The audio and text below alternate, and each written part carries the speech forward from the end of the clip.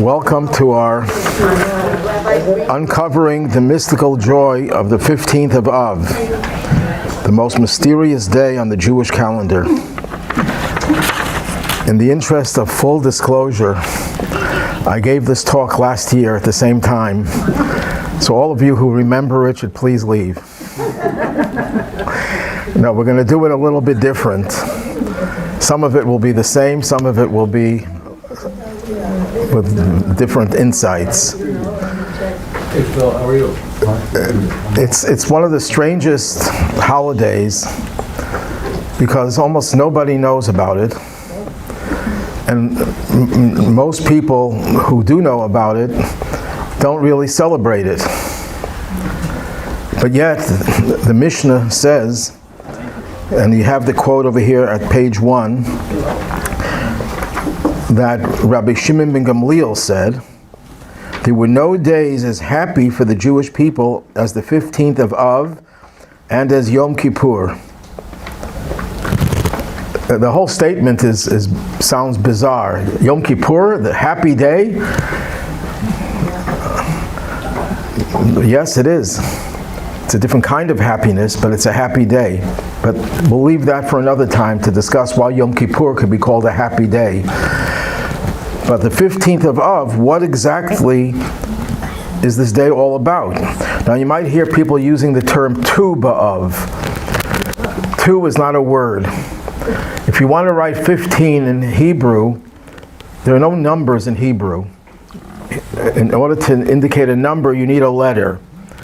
So 15 would be a Yud, which is 10, and a Hey, which is 5. 10 plus 5 equals, mathematical whizzes here, 15.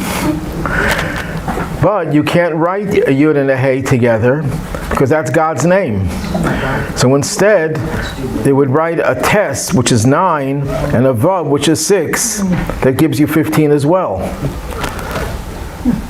So Tes and a Vav, if you pronounce it as a word, it spells two, or toe. Since there are no vowels, it turned into two. So in a short way of saying it is Tu B'Av, but it's really Chamisha Asa B'Av, the 15th of Av. Av is the name of the month in which we're in. You have the same thing with Tu B'Shvat, New Year for trees. It's the 15th of the month of Shvat. So instead of saying 15, where Chamisha Asar, people shortened it to read 2, the Tes and the Vav, which is 15. That's the mundane part of it. So let's go into the text of the Talmud.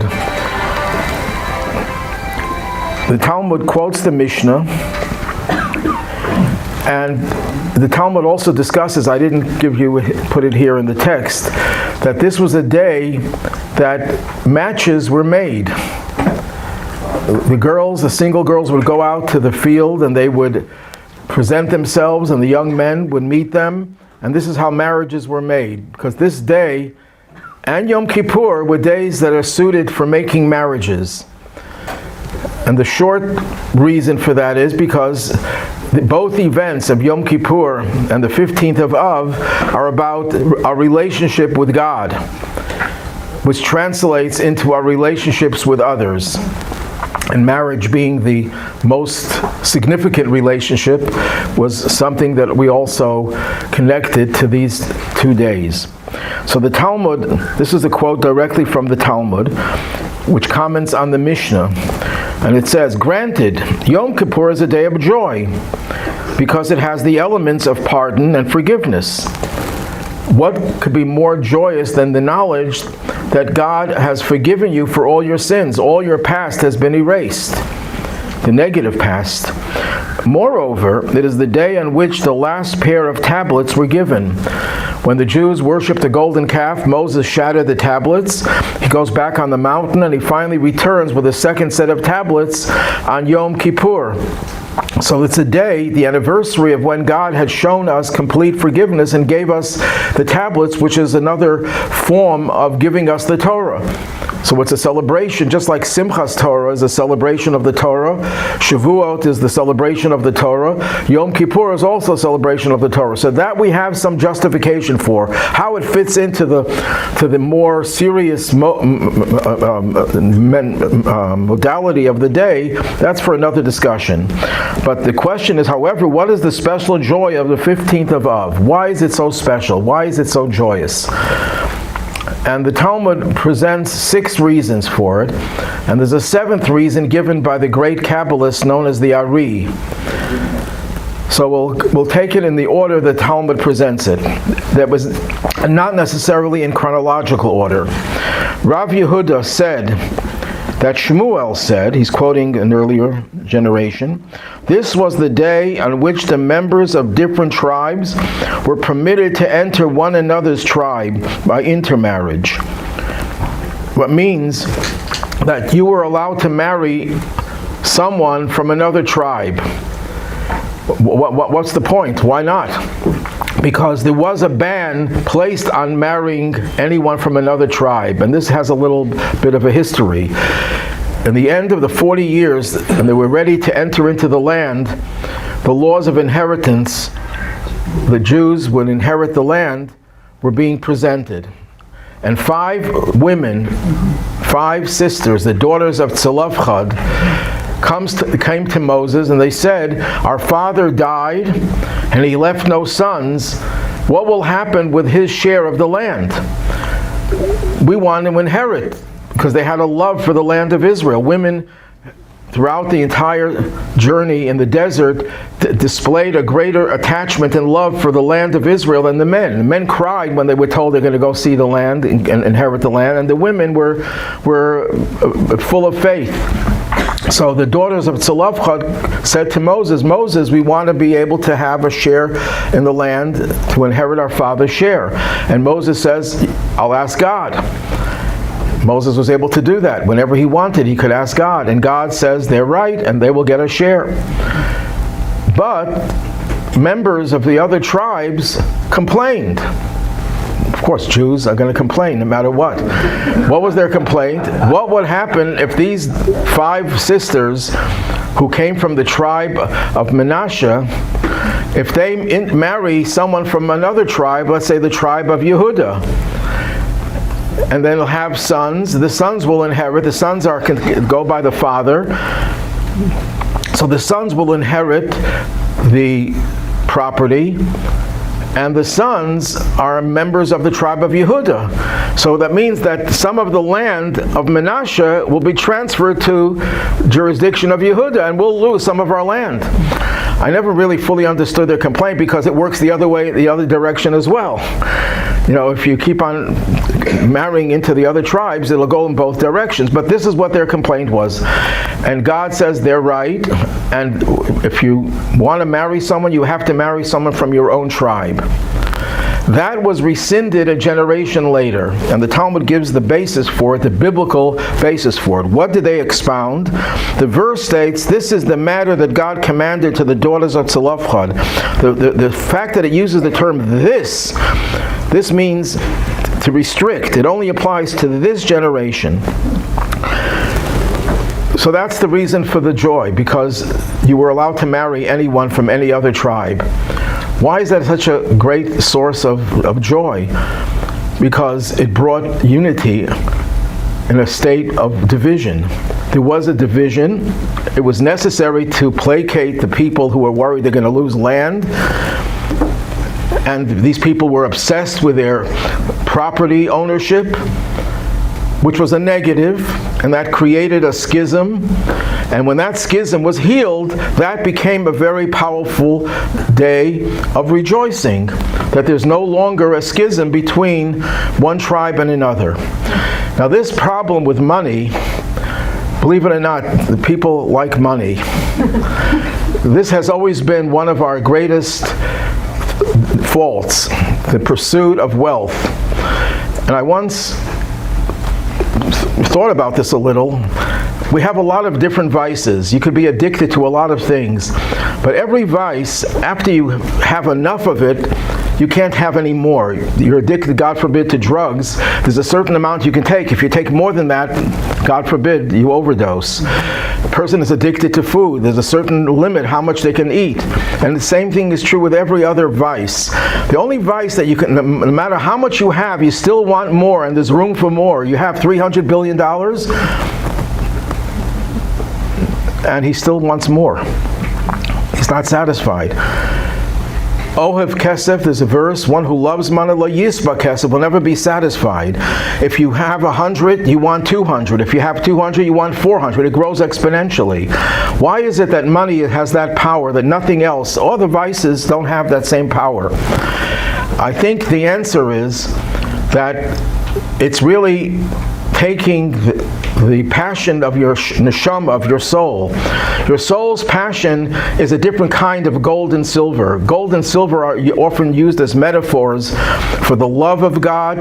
The word for silver in Hebrew, kesef, the root of that word means love, passion. It's either the love of God, and the gold is representative of and a metaphor for the awe and reverence for God. The soul has this insatiable appetite and thirst for getting closer to God in either direction, either love or reverence. And it can't get enough. No matter how close the soul is to God, God is infinite. But God gives us free choice. So what happens? God puts the soul in our bodies, and our conscious mind picks up the urge of the soul, but not the direction of that urge. So instead of wanting unlimited closeness to God, the soul, the conscious mind craves unlimited wealth. Not everyone is that way, but when that happens, that means that your soul is really on fire, and it's looking for something that it can't ever get enough of it. Because no matter how much you get of godliness, God is infinite. You can never get enough. There's no limit to it. If anyone says, I have enough of it, that means they're not really relating to God, because there's no limit. There was a rabbi who became an American citizen, very prominent rabbi. His name was Rabbi Greenberg, who was the chief rabbi of Antwerp. Brilliant scholar, and he wanted to become an American citizen. And the judge was very impressed with him. And the judge said to him, can you tell me what you think is the best thing about the United States and what is the worst thing about America? So he said, the best thing is that on currency you have the words, in God we trust. So he's saying, what's the worst thing? That we worship the God as money. So in God we trust, but God became money. And that's what people trust in. So this is this root of what was going on, that the people were afraid we might lose a little bit of our territory, a little bit of our money. And people will do extreme things to protect their wealth. And this started even earlier. As soon as they crossed the sea, after the splitting of the sea, we're taught that the Egyptian soldiers were cast on the dry land. And the Jews stripped their bodies from all their golden ornaments that they were wearing when they went out to battle. And Moses had to drag them away from the Red Sea to keep on going towards Mount Sinai. So they already had this vice, that the appetite for more and more gold. And we just read about how Moses was rebuking the people, and one of the things that he rebuked them was di zahav, that it's because of your abundance of gold that you worship the golden calf. And the intimation there is that the golden calf, money and the golden calf are related, gold and wealth. So here's where the Jews were healed from that obsession, from that addiction. And that's a cause of celebration. And it brought people together, because what divides people very often, it could happen in a marriage, it could happen with friends. Unfortunately, it happens with money, especially inheritances, with siblings fight about the inheritance. I'm sure everyone has heard stories like that. It's so common, unfortunately, and it's money that destroys relationships. Although, to give you the other side of it, the Rabbi was once visiting a summer camp to visit the children, and there was a sign there. It said, "Money is the root of all evil. Please deposit your evil with the waiters." And the Rebbe saw the sign, and the Rebbe quipped, and he says, not necessarily. It's not necessarily the root of all evil. There are other things in this world that are evil besides money. But it could be the root of all evil, and it could also be the root of all good. What you can do with your resources to help save lives. The previous Lubavitcher Rebbe was once found crying bitterly, and they asked him, why is he crying? He said, but this is during the war. He said, there's so much that I can do to save lives, physically in the Holocaust and spiritually in the United States, but I don't have the ability, I don't have the financial ability. So it works both ways, but when you cure that illness, the obsession with money, with wealth, that's a source of rejoicing. So what's the second reason? Second reason is similar to the first, but it takes place a few hundred years later. There was a terrible incident, which I won't go into. It's very graphically displayed in the book of Judges, where the tribe of Benjamin allowed a terrible thing to happen. And it precipitated a civil war where they almost wiped out the entire tribe of Benjamin. And to add insult to injury, they made a ban that you were not allowed to marry anyone from the tribe of Benjamin. And if that ban would have remained in effect, that would have been the end of one of the 12 tribes. You would never have anyone. There's a very great likelihood that some of us here are descendants of the tribe of Benjamin, because when the 10 tribes were exiled, only 2 tribes remained, Yehuda, Judah, and Benjamin, which was the minor tribe. So anyone who survived the destruction of the first temple was either a descendant of Yehuda or Benjamin. So there's a likelihood that we are. Now, what saved Benjamin, that ban against marrying anyone from that tribe was eventually lifted. Rabbi Yosef said that Rab Nachman said the 15th of Av was the day in which the tribe of Benjamin was permitted to enter the congregation of the Jewish people.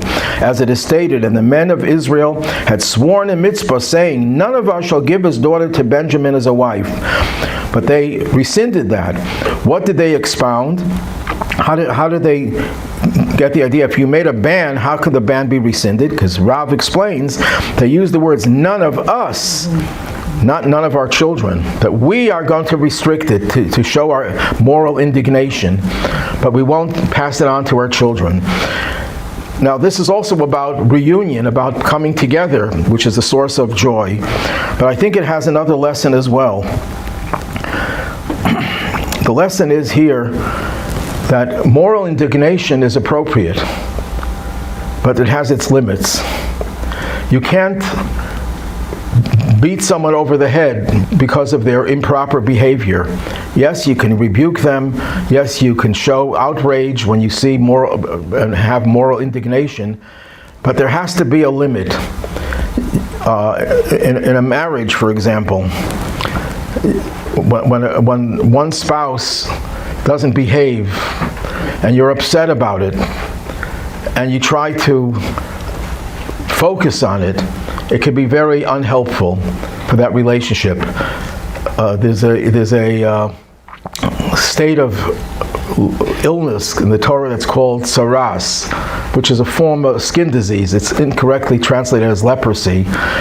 And the Talmud says that disease would come as a punishment for people who speak ill of others. And they base it on the word mitzora. Mitzora is a composite of 2 words, motzi ra, who finds the evil and expresses the evil. When you look at another person and you find that they did something wrong, you find that they have some flaws, and you focus on it inordinately, not to help them, but just to expose them, that's unhealthy in a relationship. Yes, you have a right to be upset about it and deal with it, but don't obsess with it. If you do obsess with it, it'll destroy the relationship. But then there's a third reason given. And this goes back generations. It's not chronological order. Rabbi Bar Chana said that Rabbi Yochanan said, the 15th of Av was the day in which the deaths of the Jews in the wilderness ceased. The entire generation that had left Egypt had passed away, as the Master said, after the sin of the spies, on account of which the Jews of that generation were sentenced to die in the wilderness, as long as the death of the Jews in the wilderness had not ceased, God's speech did not come to Moses. As it is stated, and it came to pass, when all the men of war were consumed and dead from among the people, that the Lord spoke to me, saying, only then was God's speech delivered to me. What is he saying over here? When the people heard this report of the spies that Israel is a very dangerous place to enter and we're better off staying in the desert, what did the Jews do? How did they respond? The men started crying. And that was the night of Tisha B'Av. That was the night that hundreds of years later, thousands of years later, the first temple was destroyed, and hundreds of years later, the second temple was destroyed. And that all started by people crying when they heard they're going to enter the land of Israel. And God says, none of you will live to see the land. You will all die out before you are 60. Anyone over the age of 20 will not surpass the age of 60. So every night, every Tisha B'Av and the anniversary, people who were at that age would dig graves for themselves, and the next morning they were dead. They somehow miscalculated, and the last year that they were in the desert, they dug their graves, and they woke up the next morning and they pinched themselves, we're alive. Oh, we must have miscalculated. There were no calendars in those days. So they went back into the graves the next night, and the next night, and the next night. 5 nights later is the 15th of the month. And what's the significance of astronomically of the 15th of a lunar month? Full moon. So they realized it's not the 9th anymore, there's a full moon. So they celebrated that we're still alive, and they would enter the land of Israel. So that was a reason for the celebration. What does this mean? That the Jews were cured from their slave mentality and their desert mentality. It's a paradox, really. What's a slave mentality? A slave mentality is where you're completely constrained, you can't express yourself, and translated into spiritual terms, you cannot open yourself up to anything spiritual because you're beholden to your new masters. It's like the Stockholm syndrome, where you identify with your captors and you have you can't be yourself. That's the slave mentality. And when the Jews left Egypt, they had that slave mentality. That's why God says, I'm not going to take them the direct route, because they might see some battles and they'll run back into Egypt. They're not familiar. People who come out of prison and they have nothing, they can't make sense of their lives, they will commit another crime to get back into prison because they can't imagine themselves being free. That was the slave mentality. Then they had a desert mentality. The desert mentality was the opposite, it would seem. They became consumed with spirituality. They didn't want to enter the land of Israel because they would have to be engaged in farming and in war and in mundane things. They wanted to stay in the desert so they can live a spiritual life. But that's also a slave mentality, because when you box yourself in to a material thing or into a spiritual thing and you ignore the physical world, and bringing the holiness into the physical world, you're also part of that boxed-in mentality. And this generation was the first generation that was able to escape that boxed-in mentality. And that's important in a relationship also, that in a relationship we have to think out of the box. You can't just be constrained by the box, whether it's a materialistic emphasis and obsession, or it's a spiritual emphasis and obsession. Then we get to reason number 4. Ula said, the 15th of Av was the day on which King Hoshea, son of Elah, canceled the guards that Jeroboam, son of Nevat, placed on the roads, so that the Jews would not ascend to Jerusalem for the pilgrim festival. And Hoshea, son of Elah, said that they may ascend to wherever they wish. What exactly happened? King Solomon consolidated, King David and then King Solomon consolidated power and united all the 12 tribes into one cohesive government. And King Solomon taxed the people heavily because he had to build the temple and he had to build his own palace.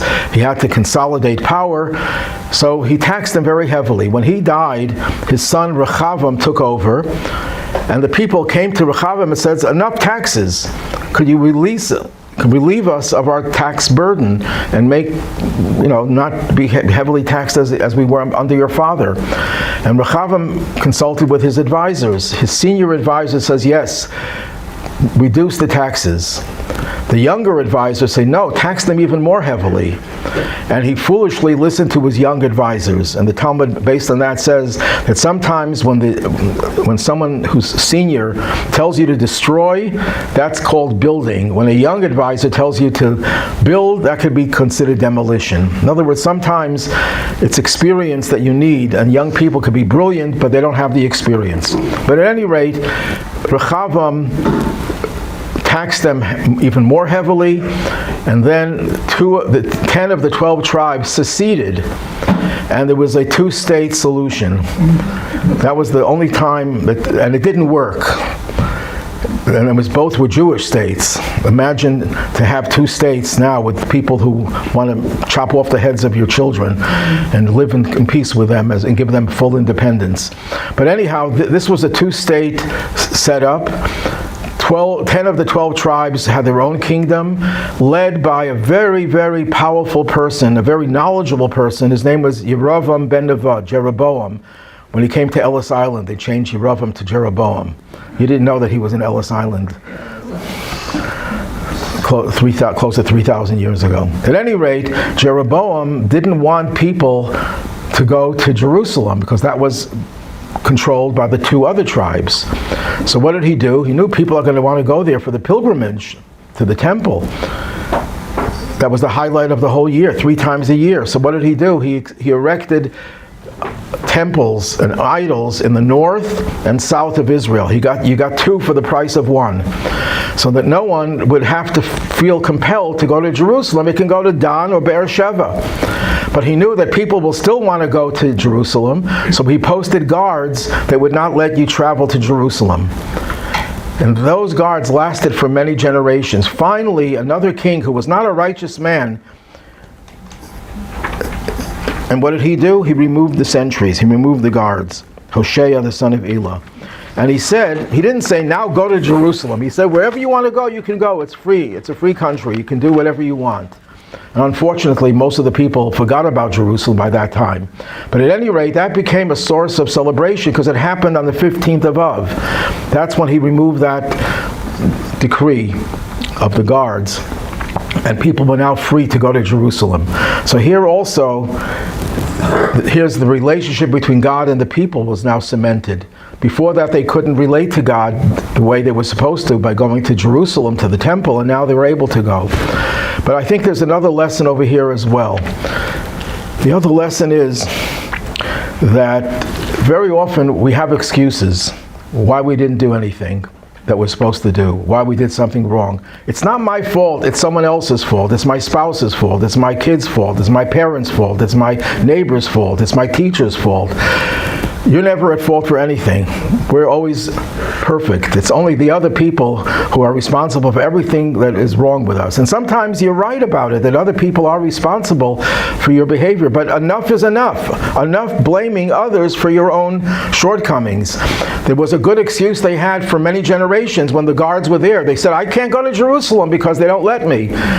But a time came when that excuse was no longer there. If you don't go to Jerusalem, that was your choice. You have the ability to do things on your own. You don't put the blame on others. And that's important in a relationship as well, because you could always put the blame on the other person in the relationship. And even if it's true, you're not going to gain anything by constantly blaming them. Reason number 5. Rav Matana said, it was the day that the slain of Beitar were brought to burial, several years after the battle at Beitar. Beitar was the second largest city in Israel after Jerusalem. After Jerusalem was destroyed, the Beitar was still strong. And that's where Bar Kokhba, who was the general of the Jewish army, who mounted a rebellion against Rome and was very successful initially, that's where he hailed from. And that's where he was finally defeated. And the entire city of Beitar was massacred. A few 100,000 people were all massacred. And their blood flowed like a river. And the Romans were so cruel that they would not allow the Jews to bury their dead. It took a few years before they gave them permission to bury the dead. And that happened on the 15th of Av. And the Talmud tells us that there were two miracles that happened. Miracle number one, that the bodies did not decompose. Here, strewn bodies in the summer heat of Israel and not decomposing was a major miracle. And the second miracle was that they let them bury the dead. That the cruel Romans would relent was itself a miracle. When evil people stop being evil, that's one of the greatest miracles. And that's why when we say grace after meals, biblically there are three blessings. One blessing is thanking God for the land. It's thanking God for the manna, for the food. Second blessing is thanking God for the land. The third blessing is thanking God for King David and Solomon and the temple. And the fourth blessing was instituted to thank God for this reversal of the Romans, that they allowed the Jews to bury their dead. And because that happened on the 15th of Av, that became a holiday. Because why would it be a holiday after all? Because you can bury your dead, is that a reason for a holiday? But they saw in that a reversal of the negativity, of the negative energy that was being generated throughout the entire period of the destruction of the Second Temple and the aftermath of that destruction.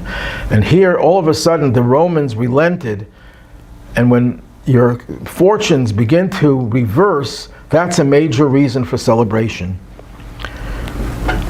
And to read the text of the Gemara of the Talmud, Ramatana said it was the day that the slain of Beitar were brought to burial, several years after the battle at Beitar. And Rav Matana said, on the same day that the slain of Beitar were brought to burial, they instituted the blessing. This is the blessing I said, the fourth blessing of the grace after meals. And we were praising God who is good and does good. It's a repetitious statement.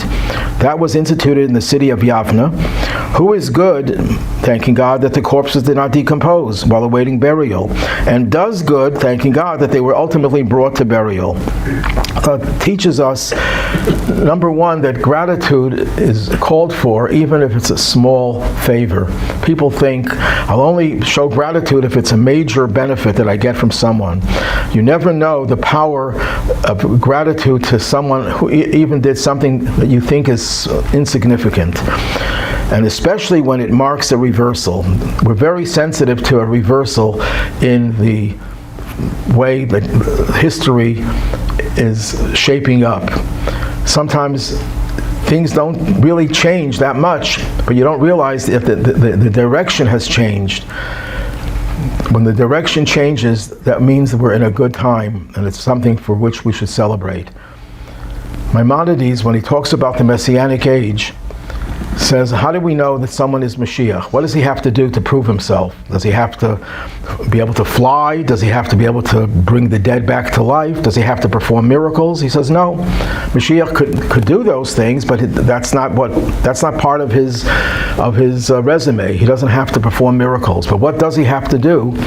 So what he has to do is, besides the fact that he has to be steeped in the knowledge of Torah and a commitment to all the commandments, he has to fight wars against evil, and he also has to get the Jewish people to go on the path of Judaism. Now, he doesn't say that he has to get every Jew to become totally observant. That would be great, that would be nice, but that's not part of his requirement. He has to get people to go on the right path. When people start reversing direction, that's a sign that we're living in Messianic times.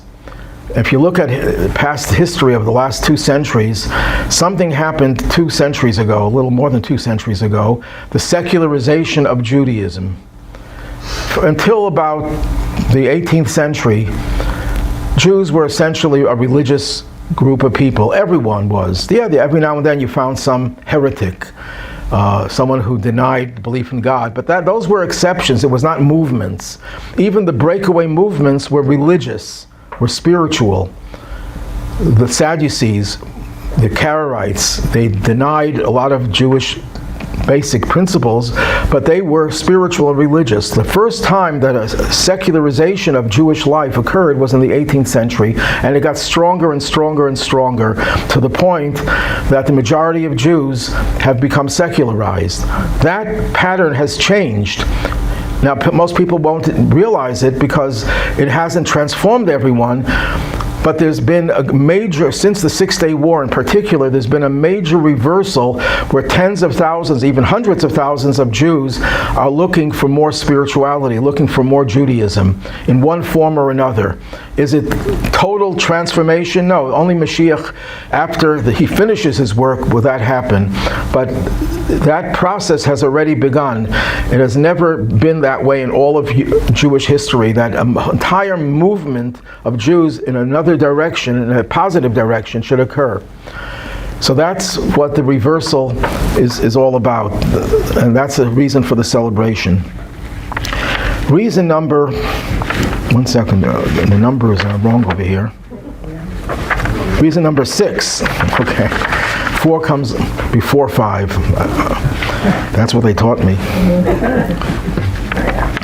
Reason number, let me just say something else about reason number 5, because there's a little bit of a historical problem. The Talmud, when it discusses the holiday of the 15th of Av, says that's when women would get dressed up, but you wouldn't be dressed with your own clothing, you would borrow it from someone else, not to embarrass women who didn't have nice clothing.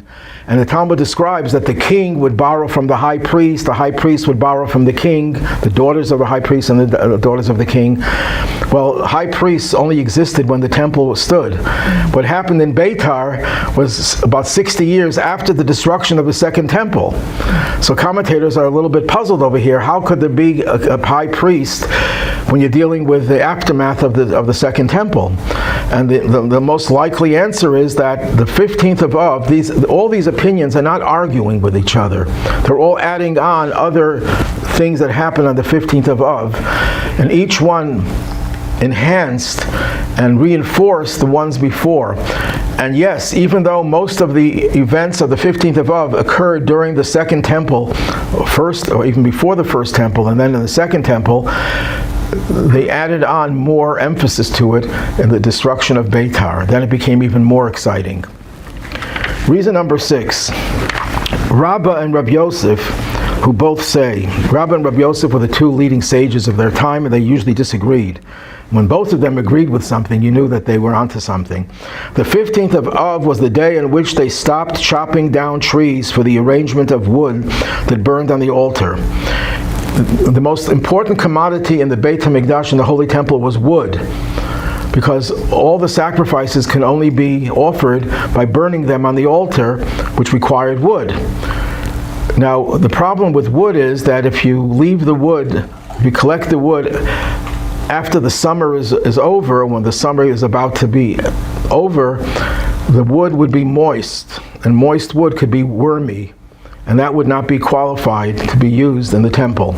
You couldn't use wood that was infested with worms. So the 15th of Av was like the last day that they cut down the trees for the wood for the altar. And that day that they finished cutting down the trees was referred to, it says from the 15th of Av onward, the strength of the sun grows weaker, and from this date they would not cut additional wood for the arrangement, as they would not be properly dry. And Rabbi Nashia said, and they called the 15th of Av the day of the breaking of the axe. They actually took the axe with which they chopped down trees, and they broke the axe. And that represented the end of the season. So why is that so significant? Why is that listed among the other reasons? Because the axe symbolizes destruction. Sometimes you have no choice. If you want to have fuel, if you want your house to be heated, if you want to have hot food, you have to chop. In those days, you had to chop down a tree. So sometimes the end justifies the means.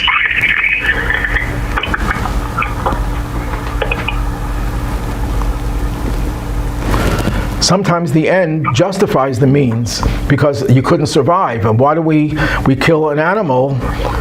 In order to survive, to eat the animal, but to use its hide for clothing. But we have to recognize that that's a means that is justified in a limited way.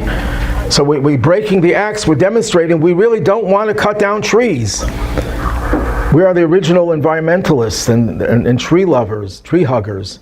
We don't want to destroy trees, but we have to for purposes of survival, and purposes of bringing the offerings in the temple, which cemented our relationship with God.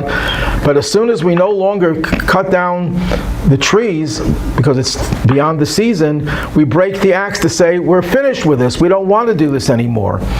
We want to have a world in which we don't have to use the axe. And the same thing could be applied today. When Israel is being accused of the worst crimes of genocide because we're fighting a war, there's no country in the world that hates war as much as Israel. There's no people in the world who crave peace more than the Jewish people. There's not even a close second. Not even a close second. But yet, when it's necessary for survival, you have to do it. But the second that the war is over, the second that we get rid of the enemy and get rid of the threat to us, every soldier you can think of will not want to be close to a gun, will not want to be close to a weapon. Because I heard this from a soldier who was in the Yom Kippur War. He said he was on the Egyptian front, and after a certain time he couldn't pull the trigger, not because his finger was paralyzed, but he just couldn't bear killing another person, even though they were shooting at him. I'm not going to judge him if he did the right thing and not the right thing. He almost got killed because of that. But I'm just showing that's the mentality. That's the Jewish mentality. You don't want to be there. They tell this story. It could be it's apocryphal, but it's a true story in essence, that during World War I, there was a group of Jewish soldiers who were trained to be marksmen, and they were the best.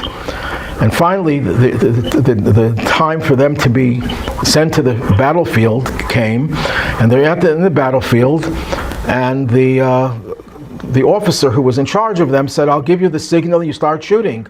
And the enemy is approaching. And the officer says, okay, now shoot. And they don't. And the enemy is getting closer.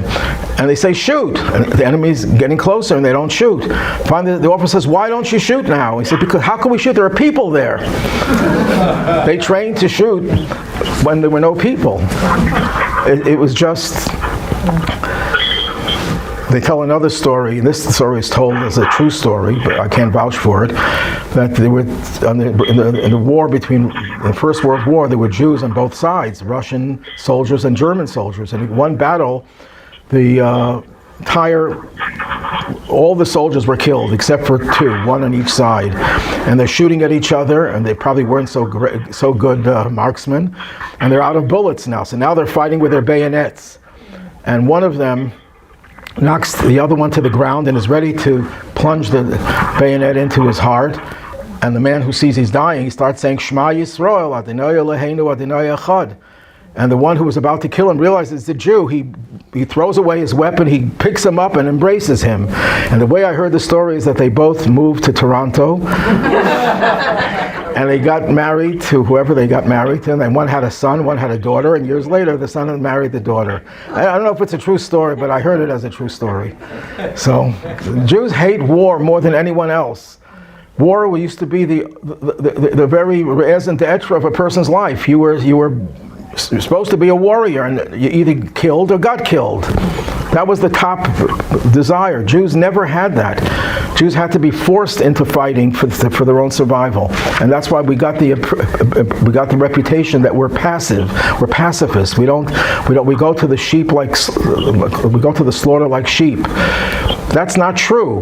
We just craved peace, so much so. So this indicates this point that yes, we really don't want to cut down trees. We have to because we need the wood, but as soon as we no longer need the wood, that's it. We're finished. We're detaching ourselves from this experience. Now we get to the final reason given by the Ari, the great Kabbalist of the 16th century. He says the following: the Jewish people are likened to the moon, because the moon waxes and wanes. And Jewish history has shown us that the Jewish people's fortune waxes and it wanes. And we saw this with regard to King Solomon. King Solomon, how many generations was he after Abraham? From Abraham to Moses was 7 generations. From Moses to Solomon was another, to King David was another 7, and King Solomon was the 15th generation. That's when there was a full moon. We never had, life was never as perfect, as idyllic as it was when King Solomon reigned, both physically and spiritually. This was the apex, this was the summit, this was the greatest. And then it started going downhill to the destruction of the temple. So that's how Jewish history, in one form or another, waxes and wanes, like the moon. So the 15th of every month represents a heightened state of Jewish existence. That's why some of our holidays occurred on the 15th. Passover is the 15th of Nisan. Sukkot is the 15th of Tishrei. The 15th of Shvat is the New Year for trees. Purim, Shushan Purim is on Purim, and Shushan Purim are 14th and 15th, respectively. So 15 represents the pinnacle of our spiritual growth. So that's 15th of every month. What's so special about the 15th of this month? Because there's no going lower than we had in this month. Tisha B'Av, the 9th of Av, was the lowest point of the Jewish people's existence when the 2 temples were destroyed, and so many other tragedies occurred on Tisha B'Av, including World War I, which was the forerunner of World War II and the Holocaust. All of these things happened on Tisha B'Av, and when you could regain your strength after going to such a decline, to such a degradation, to such lowness, there's no greater joy than that. The greatest joy is when you bounce back. Anyone who, God forbid, went through an illness knows the joy when they bounce back. They might not be as well off as they were before they got the illness, but the fact that they can bounce back is the most exciting thing. That you got a new lease on life. And that's what happens on the 15th of Av. This is the most perfect connection that we have with God. The sun and the moon are metaphors for God and the Jewish people. And this relationship reaches its apex. It's the most perfect state we can be in on the 15th of every month, but especially the month in which we went to the lowest point and from there to the highest point.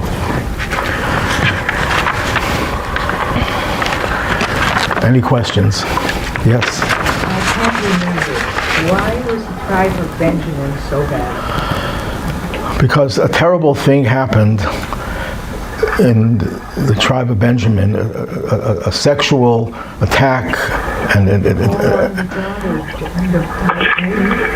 the tribe of Benjamin allowed it to happen without any repercussion. So the rest of the people were so angry at the tribe, they were so indignant that they started a civil war to destroy the tribe of Benjamin. Who was the woman? She was a concubine. She doesn't have a name. She was a concubine.